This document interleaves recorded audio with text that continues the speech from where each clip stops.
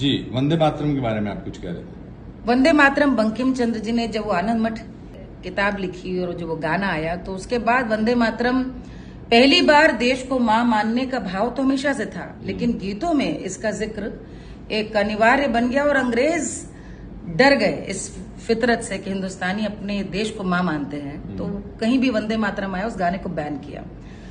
तो इसमें मुक्ति गाथा में हमने ये जो वंदे मातरम का प्रयोग किया है, ये 1942 में मेरठ जेल में पाया गया। एक गुप्ता जी थे जिन्होंने इसको रचा था और ये सारे गाने प्रकाश में 65, 68 में आए, आजादी मिलने के बहुत बाद। उसके शब्द इतने खूबसूरत हैं। शुद्ध सुंदर अति मनोहर मंत्र वंदे मातरम, यह मंत्र वंदे मातरम। शुद्ध सुंदर अति मनोहर मंत्र वंदे मातरम, यह मंत्र वंदे मातरम। विश्व विजयी शत्रु विजयी मंत्र वंदे मातरम, वंदे मातरम, वंदे मातरम, वंदे मातरम, वंदे मातरम।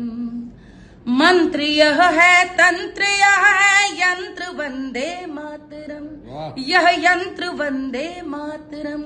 ओजमय बल कांतिमय सुख शांति वंदे मातरम, सुख शांति वंदे मातरम।